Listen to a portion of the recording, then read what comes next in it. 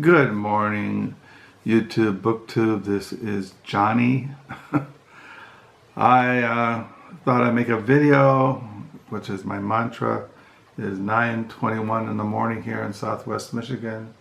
It is July the 7th, 2024, and it's a Sunday. My wife went to church, and there's no troops landing. Nobody coming through the door to be fed. And yeah. So I thought I'd make a video because yesterday was a Saturday, of course, and it was really nice weather, and I drove out to Fennville, which is south of us, about 20 minutes. You drive through the country. As I was driving to Fennville, I passed through dairy farms. I passed through fields of corn and soybeans, something like that. And it's all farms and people building houses out there. And Fennville is it's in a area, a lot of apple orchards, pears, blueberries, and things like that. But Fennville Warehouse Used Bookstore, I haven't gone there because of the weather. As you all know, I don't like driving in bad weather, rain or fog or snow. But it was perfect weather, and it was around 10:30. Fennville Warehouse Bookstore is only open on Saturdays from 9 until 1. And then right across the street from Fennville Warehouse Used Bookstore is the Fennville Public Library, and they have a used book room where they put discard books or donations. So I drove out there, and I found some books. And there's, as I told you, I already have down the lower level library, at least 20 used books I gotten from local thrift stores the last couple of weeks. But these, now I have another stack of used books. And I was going to put them down the lower level, but library. But I thought, well, I just show them this morning so I can put them away this afternoon. And maybe sometime this week I'll show the rest of those used books that I've gotten at Salvation Army, Goodwill, Action House. I find a lot of used books. It's amazing how many used books I find in 1 month. I used to keep track of them, or at the end of the year I would list all the used books I got in 1 year, but it goes into the hundreds. So I stopped doing that, and I just make these videos. I show these used books. I'm not going to go into in depth just ramble them on of why I bought them. Okay, here we go. As far as my diary this morning, I'm on page 577 for the year 2024. July the 7th, 2024. Yeah, I get up in the morning, as you know, I read the Bible and we pray, and I read, this morning I'm going to read my Reformation commentary on chapters 1 through 39, and then I don't know what else I'll read this afternoon.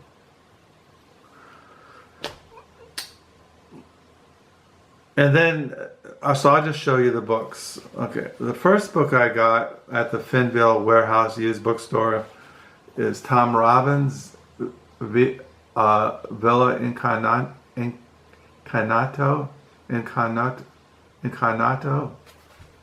I can't pronounce it now. Incognito.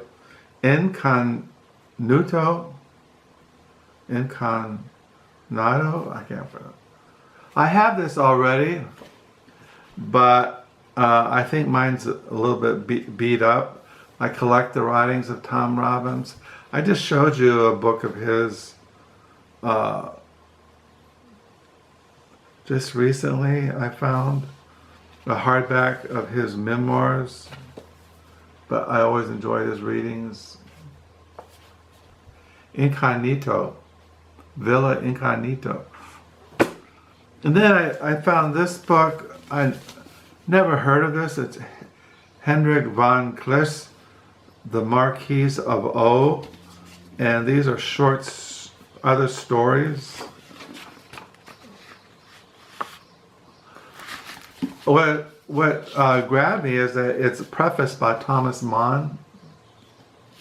And this is a translation. My assumption is from the German.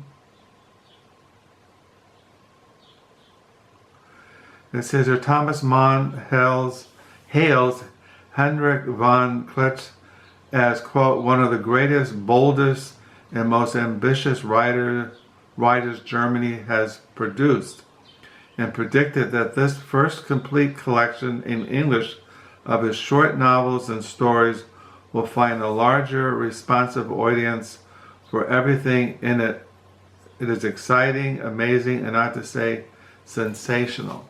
When I cataloged this book in my library thing yesterday, Penguin Classics has it in paperback, but I found this in Fennville. Never heard of it. Look forward to reading it. And then I found at the Fennville Public Library for 50 cents another copy of The Luminaries by Eleanor Canton. I have this in hardback, but I couldn't resist getting a paperback. I read this. This came out in 2013. I just grabbed only 50 cents. At the Fennville Public Library, hardbacks are like $1, or I think, no, they're 50 cents a hardback and a quarter for paperback, something like that. I also picked up for 50 or a quarter at the Fennville Public Library, Swann's Way by Proust. This is a translation from the French. I had this. One of my goals in the future is to read through Proust. This is Swann's Way, translated from the French by C.K. Scott McGreef. This is the first book of Proust's supreme 7-volume masterpiece, Remembrance of Things Past. I have this already in an old edition, 2-volume edition. I'd like to get the 7-volume paperback edition of this, but it's $100, and I just don't know. I'd rather read the edition I have, but I wanted this in just to, I read this a number of years ago, but I want to reread it. That's why I got it out. And then if I read Swann's Way and I'm in the mood, I'll read the whole Remembrance of Things Past. And then I found at the Fennville Public Library with used book room, Michael Frayn, Schizo. It's a novel. I have 4 other novels by him. Michael Frayn is the author of 10 novels, including best-selling Headlong, which was a New York Times Editor's Choice selection, a Booker Prize finalist, and Spies, which received the White Bread Novel Award. He's also written a memoir, My Father's Fortune, 15 plays, among them Noises Off in Copenhagen, which won 3 Tony Awards. He lives south of London. Yeah, I have other novels by him in my library. Somewhere down there. I had an old beat up Times Life paperback of this book. It's called The Man of the Renaissance by Ralph Roeder, Cervoni, Castone, Machiavelli, and Artino. But this is really this came out, this edition. I found it at the Fennville Public Library. No, at the Fennville Warehouse Used Bookstore.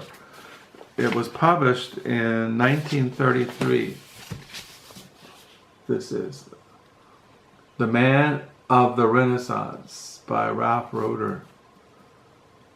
For lovers of biography or of history made animate with action and ideas, this magnificent study of the High Renaissance will be rich and satisfying feast. Yeah, I don't really read much on. I read books on medieval theology, medieval mysticism, but I don't really read that many books on the Renaissance. But if I do have books on the Renaissance, not as much as some people. I primarily focus, as you know, in my library. I'm an American, so I focus on American history, American literary history, American writers, American church history. I like certain literary movements in American history. I like the Beats and the 60s, but I do like high modernism and modernism, so I buy, Virginia Woolf, and I like French literature, Proust and Baudelaire and Balzac and Zola, so I do buy things like that. And to show you another book I got at the Fennville Warehouse Used Bookstore was Random House Book of 20th Century French Poetry. This is edited by the late Paul Auster. This is a bilingual. I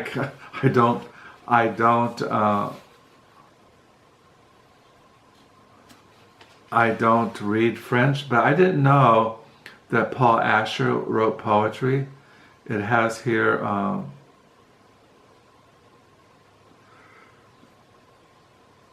he did several of these that I didn't know about. But this is the Random House Book of 20th Century French Poetry. And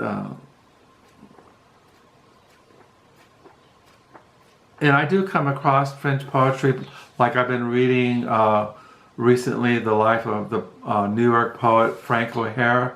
He was influenced by French poetry, and when you read his biography, he mentions certain French poets, and now I can read the poetry for the translations of them, and that's the reason why I got it. Also, I like to read surrealistic poetry, modernistic poetry, Dadaism, and things like that. Talking about poetry, I did get I had somewhere, I can't find it, but I had the poetry of the Romantics, Lord Byron, Shelley, Keats, and I found this at the Fennville Warehouse Used Bookstore. Selected Poems and Letters of John Keats. It's not underlined, which is amazing. Usually you find a book like this, it's all marked up. But I was really into the Romantic poets when I was in high school back in the late 60s and 70s. I really was into Shelley, Keats, Coleridge, Matthew Arnold, and people like that. I also found another book at the Fennville Warehouse Used Bookstore, Crisis in English Poetry, 1880 to 1940. Vivian de Sola Pinta. There's chapters in here on D.H. Lawrence. He's called the Trench Poets. I never seen that used before. The trench poets, I don't know what those are. Oh, I know what the trench poets were. The poets of the First World War. I just have bought a book on that. They're called the trench poets. That's right. It's the British poets of the First World War. That's right. Then you have the Imagists and D.H. Lawrence. And there's a chapter on T.S. Eliot in here. Hopkins and Bridges. Hardy and Houseman. So I like reading about English poetry, especially this time period. I also found Continuity of American Poetry by Roy Harvey Pierce. I never heard of this professor of English at the University of California. This is an older book. It was published in 1961. But there's a chapter in here I want to read on the American Renaissance, which is the time period of Edgar Allan Poe, James Russell Lowell,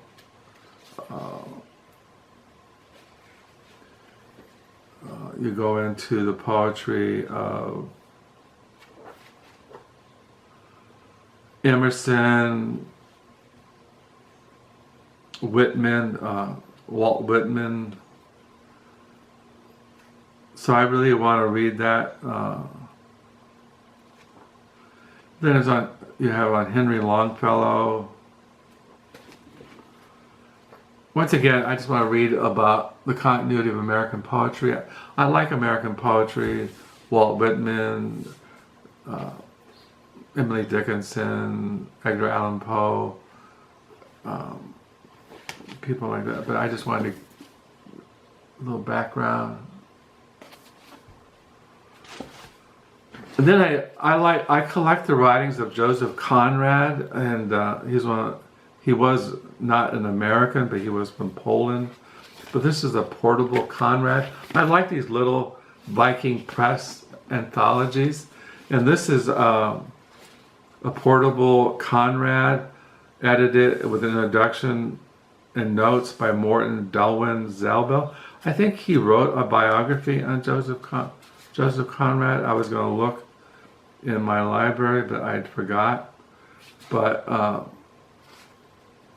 it has in here different writings I haven't seen.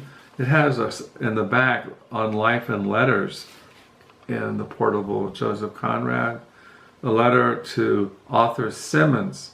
Now, Arthur Symonds, if I'm correct, is what I'm going to show you next. Now, I think this is the same Arthur Symonds.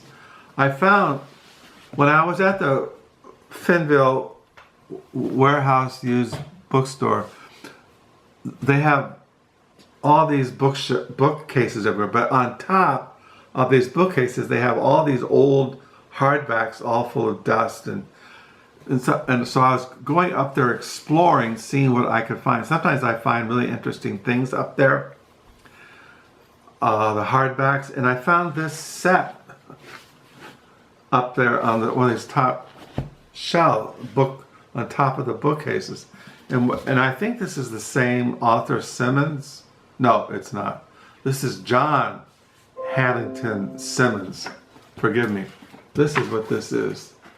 Arthur Symonds is somebody different. Now I see the name. Arthur Symonds was, he wrote biographies on, I think on Shelley, and he was a very prolific writer.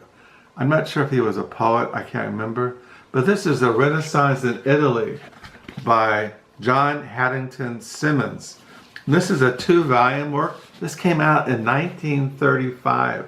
I didn't know that the modern library was that old, but this is a very rare set.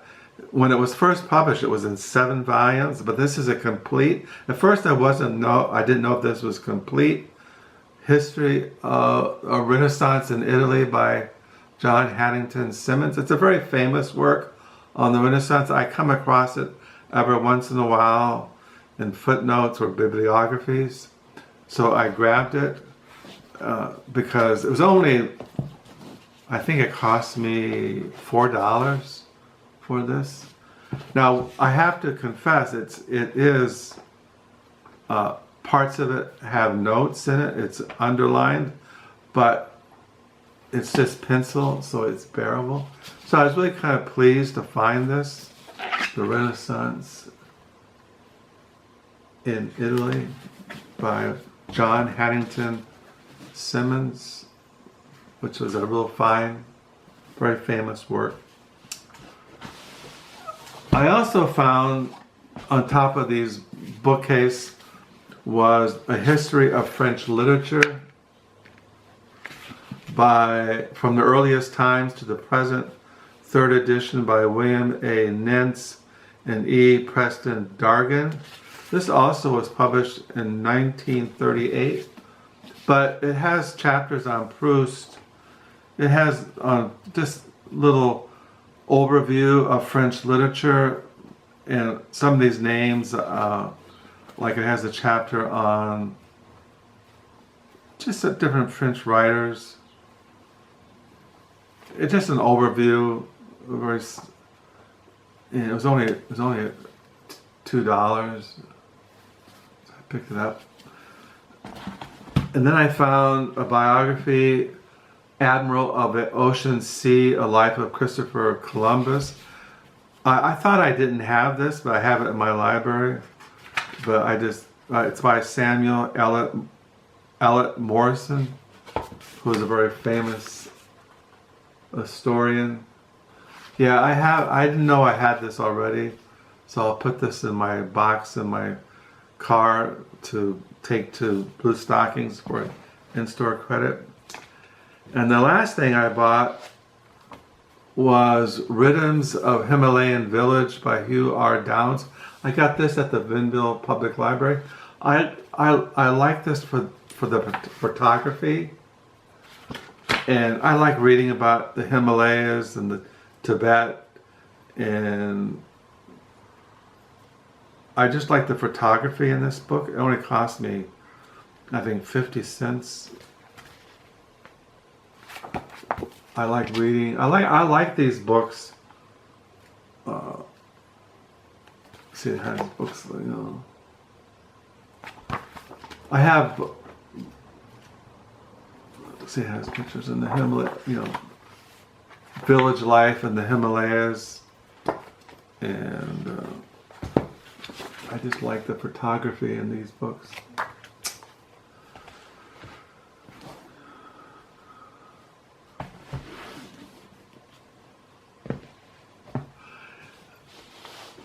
For some reason, one of the books that I bought, I forgot to show you. Wait, hold on.